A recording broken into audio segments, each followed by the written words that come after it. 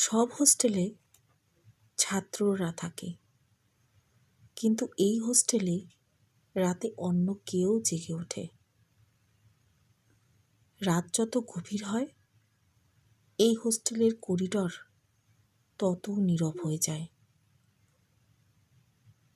কিন্তু ঠিক রাত 2:17 13 নম্বর রুমের দরজায় শোনা যায় টোকা দেওয়ার আওয়াজ।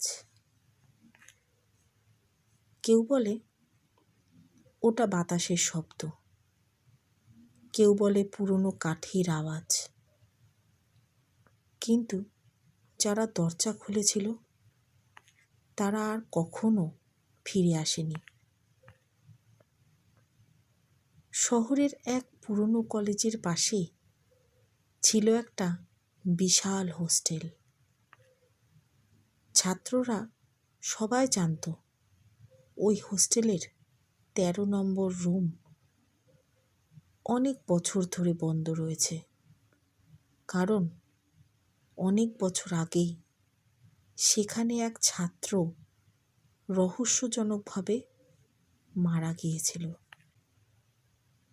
একদিন নতুন ছাত্র অভিজিৎ সেই হোস্টেলে উঠল। ওকে দেওয়া হলো 12 নম্বর রুম। রাতে ঘুমানোর সময় হঠাৎ সে পাশের রুম থেকে শব্দ শুনতে পেল। সে ঘড়ির দিকে তাকালো। সময় 2:17।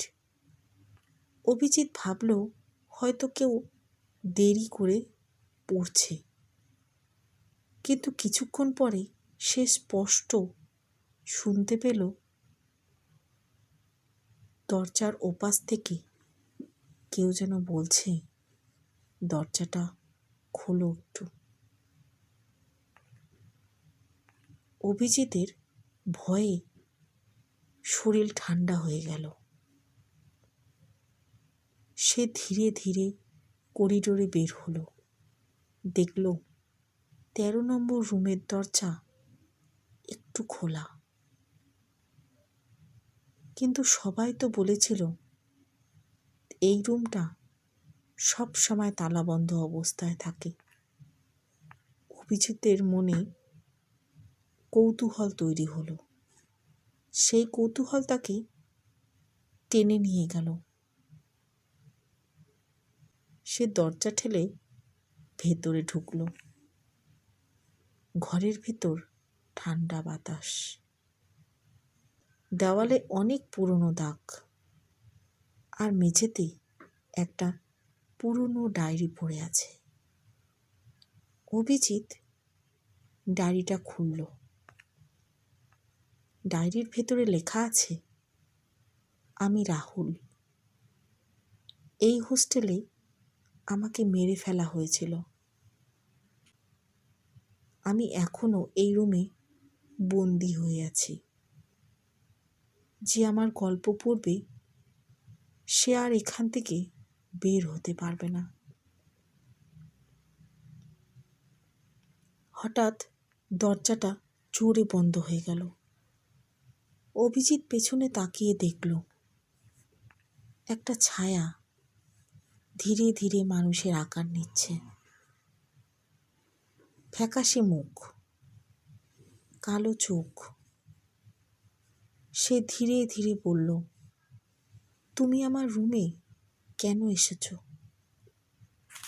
অভিজিৎ দরজার দিকে দৌড়লো, কিন্তু দরজাটা খুলল না। পরের দিন সকালে ছাত্ররা দেখে 12 নম্বর রুমটা খালি। অভিজিৎ নেই সেখানে।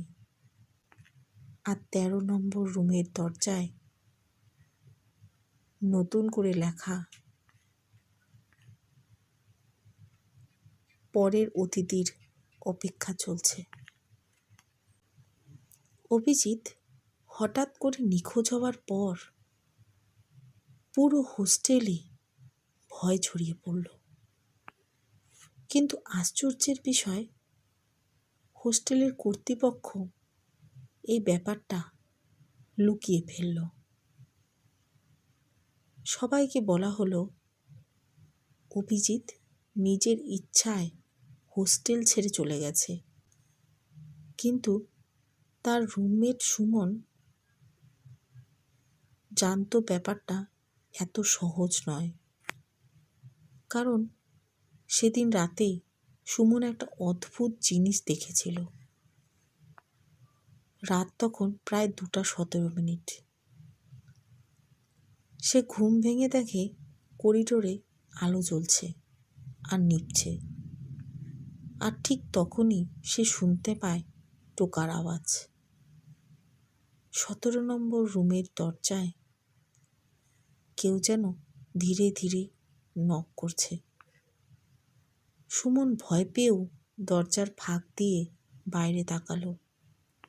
সে দেখল করিডোরে একটা ছায়া দাঁড়িয়ে আছে। ছায়াটা ধীরে ধীরে 13 নম্বর রুমের দরজার দিকে এগিয়ে গেল। তারপর দরজাটা নিজে থেকেই খুলে গেল। সুমন স্পষ্ট দেখল ভেতরে দাঁড়িয়ে আছে অভিজিৎ, কিন্তু তার চোখ একদম কালো, মুখে অদ্ভুত হাসি। সে ধীরে ধীরে বলল, আরেকজনকে নিয়ে এসো।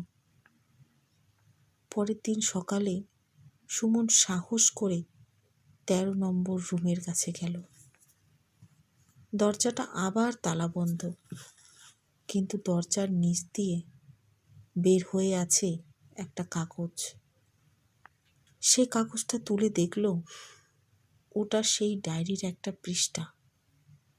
তাতে লেখা আছে, আমি একা থাকতে চাই না, প্রতি বছর একজন করে আমার সাথে থাকবে।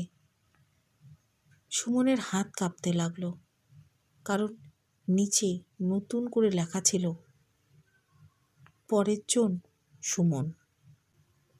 ডায়েরির পৃষ্ঠায় নিজের নাম দেখে সুমনের শরীর ঠান্ডা হয়ে গেল। সে ঠিক করল আজ রাতেই সত্যিটা জানতে হবে। রাত ধীরে ধীরে গভীর হতে লাগলো। হোস্টেলের সবাই ঘুমিয়ে পড়েছে। ঘড়ির সময় 2:17। ঠিক তখনই করিডোরে আবার সেই শব্দ, টোকার শব্দ। সুমন সাহস করে দরজা খুলে বাইরে বের হলো। করিডোর ফাঁকা, কিন্তু 13 নম্বর রুমের দরজাটা আবার একটু আধখোলা। তার বুক ধড়ফড় করতে লাগলো, তবুও সে ধীরে ধীরে দরজার দিকে এগোলো।